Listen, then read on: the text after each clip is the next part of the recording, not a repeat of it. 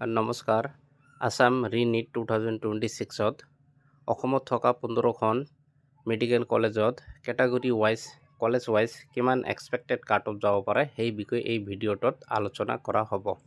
তো প্ৰথমতে Guwahati medical college, ইয়াত জেনেৰেলৰ 550 পৰা 570, EWS হ'লে 550 পৰা 565, OBC হ'লে 495 পৰা 505, SC হ'লে 490 পৰা 505, ST প্লেন হ'লে 445 পৰা 455, ST হিলছ হ'লে 400 পৰা 410। গুৱাহাটী মেডিকেল কলেজত জেনেৰেলি কাট অফ অলপ বেছি যাব।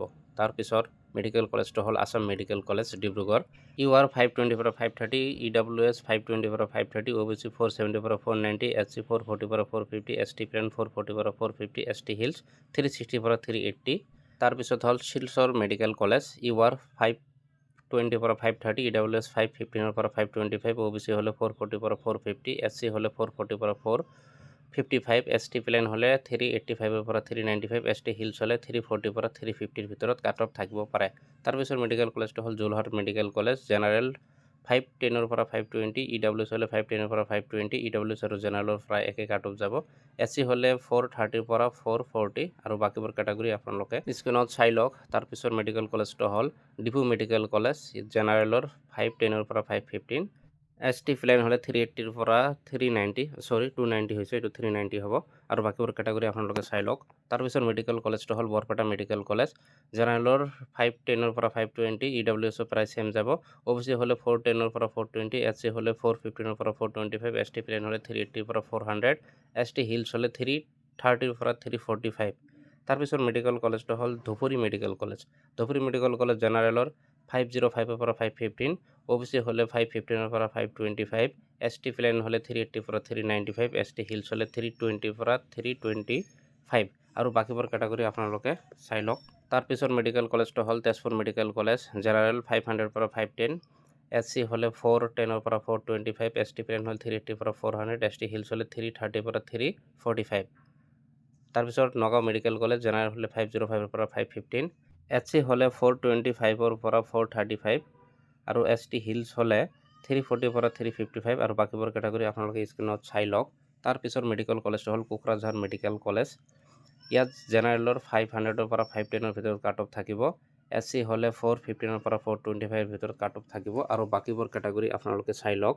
তাৰপিছতো হ'ল নলবাৰী মেডিকেল কলেজ, ইয়াত OBCৰ 410 পৰা 425, ST প্লেন হ'লে 380 পৰা 400 ভিতৰত কাট অফ থাকিব আৰু বাকীবোৰ কেটাগৰী আপোনালোকে চাই লওক। তাৰপিছতো হ'ল লখিমপুৰ মেডিকেল কলেজ, জেনেৰেল 500 পৰা 510, EWS 495 পৰা 505, OBC হ'লে 415 পৰা 425, SC হ'লে 415 পৰা 425, ST প্লেন হ'লে 390 পৰা 400, ST হিলছ হ'লে 325 পৰা 335।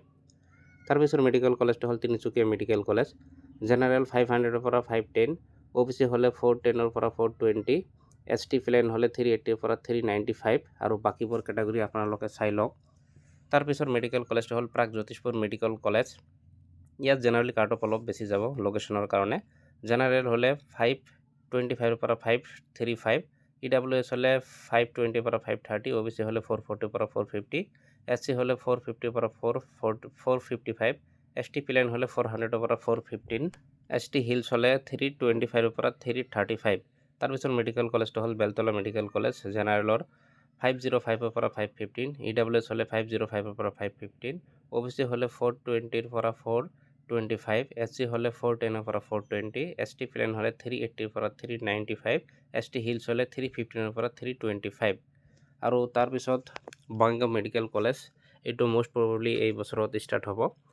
কিয় বঙাইগাঁও মেডিকেল কলেজটো এই বছৰতে ষ্টাৰ্ট হ'ব সেই বিষয়ে মোৰ চেনেলটোত এটা ভিডিঅ' বনোৱা আছে। তাৰমানে বঙাইগাঁও মেডিকেল কলেজত প্ৰায় সকলোবোৰ ডিপাৰ্টমেণ্টত মেডিকেল কলেজ এটা চলিবলৈ যিমান ডিপাৰ্টমেণ্ট লাগে চব ডিপাৰ্টমেণ্টতে প্ৰফেচাৰবিলাক এপইণ্টমেণ্ট দিয়া হৈছে, সেইকাৰণে বঙাইগাঁও মেডিকেল কলেজ এই বছৰত হোৱাৰ চান্স বহুত বেছি। মই এই ভিডিঅ'টোৰ ডিছক্ৰিপশ্যনত সেই ভিডিঅ'টোৰ লিংক দি দিম, আপোনালোকে চাই ল'ব আৰু আশা কৰোঁ আপোনালোকে এই ভিডিঅ'টোৰ পৰা কিছু হ'লেও উপকৃত হৈছে। চেনেলটো ছাবস্ক্ৰাইব কৰিবলৈ নাপাহৰিব। ধন্যবাদ।